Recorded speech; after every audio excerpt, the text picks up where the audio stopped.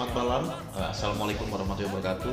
Terima kasih buat teman-teman yang masih menyaksikan sebuah gagasan Read My Bag bersama gue di channel gue Antonovos. Oke, malam ini gue akan bahas tentang sikap menjadi seorang event planner, yaitu organize dan enthusiast. Organize, nah ini kata-kata yang sangat menarik ya. Pasti teman-teman sudah memiliki banyak pengalaman waktu teman-teman masih ada di dunia sekolah, baik itu SMU maupun di perkuliahan, bahwa di sana banyak situasi atau kejadian di mana kita mengalami sebuah kerjasama dengan teman-teman kita dalam sebuah organisasi. Ya, kalau di SMU mungkin di pensi kita sering mengadakan event, ya. Kemudian kita harus kerjasama, ya, kita dijaga dengan waktu, ada timeline yang jelas. Kemudian kalau di kampus, bisa jadi di musik kampus atau kita terlibat atau ikut di dalam kegiatan-kegiatan kampus seperti unit kerja mahasiswa dan sebagainya. Di situ ada struktur, ya. Nah, gue ingin bahas tentang bagaimana kita menjadi orang yang organized dan mengerti tentang struktur. Struktur diperlukan di dalam sebuah event, ya, untuk menetapkan setiap orang memiliki posisi-posisi dan tanggung jawab yang berbeda dalam sebuah event. Kalau kita lihat di sebuah event, banyak contoh struktur manpower, ya, struktur pekerja, di mana kita harus paham bahwa setiap pekerja memiliki tanggung jawab, dan di situ terlihat bagaimana kita bisa melihat ada garis komando, ya. Garis komando biasanya garis ke atas ke bawah, ya, dari atas ke bawah, di mana kita harus mengetahui siapa superior kita, ya, siapa superior kita, kepada siapa kita bertanggung jawab. Nah, dalam struktur itu kelihatan. Kemudian ada lagi yang disebut di luar dari garis komando, ada lagi garis koordinasi. Ini biasanya ke samping, di mana kita melihat kita harus berkoordinasi dengan rekan-rekan kita di dalam satu struktur pekerjaan event tersebut, ya. Diharapkan kerjasama ini lancar, kita saling mengerti fungsi dan tugas masing-masing, kita mengerti mereka dan mereka mengerti kita. Apa yang harus kita lakukan di situ? Kita harus saling mengisi kekosongan, saling melengkapi agar tujuannya cuma satu, eventnya sukses, bro. Nggak ada tujuan yang lain, nggak ada. Tujuannya cuma satu, eventnya sukses.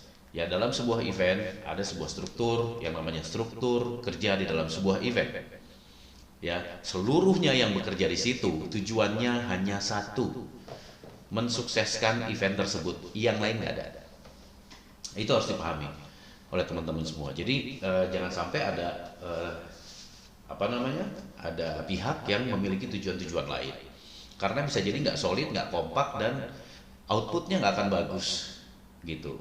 Ada orang yang merasa paling berjasa, ada orang yang mungkin akan dilihat tidak berjasa dan sebagainya. Itu nggak gitu, ya. Besar kecil peran seseorang dalam sebuah event sama pentingnya, ya. Tinggi rendah jabatan di dalam sebuah event sama pentingnya, ya. Penting buat kita bahwa setiap orang memiliki tanggung jawab yang berbeda dan seluruhnya penting. Ayo kita bekerja, ya, dengan saling mendukung dan bisa bekerja sama dengan baik, berkolaborasi dengan baik. Ya, ada tugas di dalam sebuah event. Tugas-tugas itu kita harus deliver, ya, sesuai dengan keahlian kita. Kita sudah membaca sebuah panduan dalam petunjuk pelaksanaan teknis, kita harus tahu kepada siapa kita bertanggung jawab. Kemudian hal yang berikutnya adalah komunikasi. Gue ingetin ya, lo kerja jangan sampai lo gagal komunikasi, bro. Ya, gue orangnya suka komunikasi dengan data, which is berarti ada WhatsApp, Telegram, email, anything yang bentuknya data. Apakah gue suka dengan telepon-teleponan? Ya, sesuatu yang penting dan mendesak itu harus dengan telepon barangkali. Ya, tapi ingat, ya, setiap gue bekerja, setelah gue berkoordinasi dengan orang melalui telepon, gue akan mengkonfirmasi kerjasama itu, kesepakatan itu dalam bentuk tulisan, which is gue akan WA, mengkonfirmasi lagi. 1, bla bla bla, 2, bla bla bla, dari sana harus ada jawaban oke. Atau kita menerima perintah dari seseorang, which is superior kita, diperintahkan gini-gini, tolong lo melakukan ini, lo jaga ini dan sebagainya. Kita harus minta dengan rendah hati, minta kepada superior kita untuk memberikan lagi perintah tersebut dalam bentuk tulisan. Satu, kita menjadi ingat. Dua, kita bisa memindahkan catatan itu ke dalam agenda kita. Ya. Tiga, ada fungsi data sehingga ada catatan digital di situ, ya, ada digital recordnya, sehingga koordinasinya menjadi kelihatan. Pada saat event selesai kita punya data-data itu, ya, bahwa apakah kita pernah menerima perintah itu ataukah kita tidak. Bukan untuk salah-salahan, ya.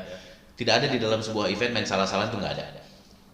Ya, event yang runtut sesuai dengan time plan-nya, apabila tidak tereksekusi dengan baik, kita tidak usah mencari siapa yang salah, cukup kita evaluasi dan berpikir apa yang harus diperbaiki ke depan. Jadi komunikasi itu begitu penting ya di dalam sebuah acara. Nggak mungkin lah lo berkoordinasi nggak ada komunikasi, itu nonsense. Nggak mungkin. Kemudian terjadwal tadi, ya ada timeline. Ya lo memiliki tugas, memiliki deadline tertentu.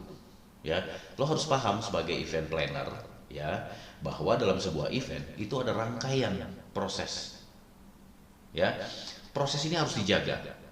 Satu hal yang menarik, prosesnya harus dinikmati. Ya, dijaga, dinikmati, diikuti dengan baik dan saling mengingatkan. Nah, kenapa sih event planner harus tahu ini? Kan belum tentu dia kerja di event. Betul, belum tentu. Tapi waktu lo sedang membangun sebuah konsep, lo harus memahami bahwa ada struktur ini.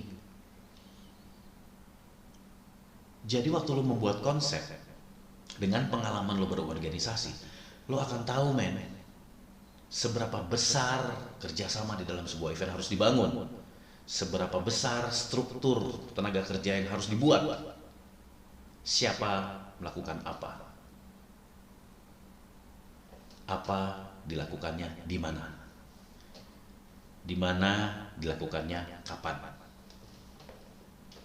Kalau nggak ada itu lo nggak bisa.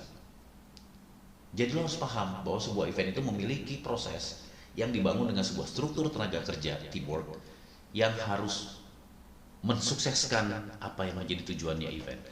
Jadi kalau lo menjadi seorang planner, waktu berpikir sebuah konsep, lo harus bayangin juga prosesnya bahwa ada orang-orang lain yang akan mendukung event itu.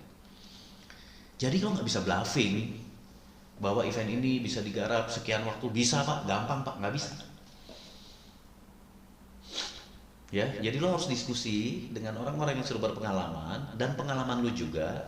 Ayo brainstorming, ya, temukan jadwal, temukan orang-orang pintar, temukan orang-orang ahli dalam segala bidang di event lo. Ya, raba berapa lama ini akan selesai. Sehingga lo waktu bikin konsep, lo memiliki argumentasi waktu. Jadi nggak gitu aja gitu, nggak gampang bos. Gue terus terang ya, paling nggak terlalu suka gue mendengar vendor atau teman yang memberikan kerjasama ke gue dengan gampang bos gitu. Bukan gue nggak suka orangnya gitu ya, bukan. Tapi jawaban itu bukanlah buat gue menjadi sebuah jaminan. Jadi gue sering disebut cerewet, sering disebut terlalu detail, sering disebut orang yang nggak tidur gitu ya. Karena gue harus memastikan semua terjadwal dengan baik, semua orang bekerja dengan baik, semua orang melaksanakannya dengan sesuai konsep kita. Jadi please, menjadi event planner, jangan melupakan bahwa event dibangun oleh kerjasama yang begitu besar. Kemudian apa? Antusias. Di sini tulisannya tergila-gila sama kepo. Gua nggak mau entusias itu memang antusias atau penggemar artinya. Jadi kalau ada motorcycle entusias itu artinya penggemar motor, ya. Fotografi entusias itu artinya penggemar fotografi. Kalau gue ingin menghiperbola itu menjadi tergila-gila atau kepo, ini perasaan atau sikap yang perlu kita munculkan, ya. Sebelum lo menerima brief, lo sudah tahu siapa yang akan memberikan brief, produknya apa, paling tidak perusahaannya apa. Bagus lagi kalau lo tahu orangnya, sikapnya seperti apa, ya. Lo harus punya rasa tergila-gila dan kepo. Tergila-gila itu artinya begini, waktu lo diskusi dengan klien menerima brief, lo seperti orang yang tergila-gila dengan produk tersebut sehingga ingin tahu banyak, sampai lo cenderung bawel dan cenderung kepo banget gitu loh. Tapi lo jangan salah, ya. Kalau kita menghadapi klien dan kita memberikan suasana itu bahwa kita tergila-gila dan kepo dan ingin tahu, klien itu akan merasa gila, ini orang dalam banget diggingnya gitu. Produk gue digging dalam dan di riset sama dia sebelum ketemu gue. Gue appreciate banget dan sudah setengah percaya nih gue sama nih orang, ya, untuk mengembangkan konsep gue. Kelihatannya dia kerja dengan passion dan antusias. Seperti itu. Jadi biarkan orang melihat bahwa lo kepo banget sih, nggak apa-apa gitu, dalam arti yang positif. Kepo adalah kita pengen tahu nih, ya, seperti apa sih brandnya. Di sosial media kita bisa lihat, ya, kita sudah tahu produk itu untuk anak-anak misalnya, brand itu untuk remaja, ya, targetnya adalah sebuah konser, kemudian mungkin ada musim tertentu, ya, kemudian produknya apa, sampai kita colornya, warnanya apa, tone colornya apa, yang mau dibangun event seperti apa. Kita bisa research banyak hal sebelum kita ketemu klien, sehingga kita melengkapi diri dengan ada basic. Nggak apa-apa salah. Dan kita bilang, Pak, kemarin saya lihat, oh ternyata bukan itu ya. Kemarin saya sempat lihat loh Pak, yang brand yang seperti ini atau produk seperti ini, kayaknya bukan itu Pak, bukan. Artinya lo sudah dengan apa namanya, dengan secara tidak langsung lo tuh memberitahu ke klien bahwa, men, gue udah cukup pelajari juga gitu. Brand lo tuh gue sudah lihat-lihat lah, gitu. Gue sudah sightseeing terhadap brand lo di sosial media. Itu akan appreciate, gitu. Jadi dua hal itu penting ya buat teman-teman yang ingin jadi event planner atau sudah menjadi event planner. Jadilah orang yang terorganize dan mudah diatur, dan kita mau ikuti aturan. Jadilah orang yang antusias. Tunjukkan dalam sikap kita, tunjukkan dalam kegilaan kita dan kepo kita terhadap brand yang akan kita olah konsepnya. Oke? Nah, dari gue malam ini, dua hal itu penting buat teman-teman. Jangan lupa ya, gue semangat bikin YouTube channel ini dan akan terus karena materi gue masih banyak. Jadi maksud gue, boleh teman-teman bantu ya sebelum yang episode berikutnya nih, gitu ya, tolong bantu gue untuk subscribe, like, sama tekan lonceng. Terus terang gue belum pernah lihat bahwa gue sebagai orang lain di YouTube gue, karena gue sebagai akunnya, jadi gue bingung juga loncengnya di mana. Ternyata harus subscribe dulu, begitu lo habis subscribe keluarlah tombol lonceng, itu yang gue tekan.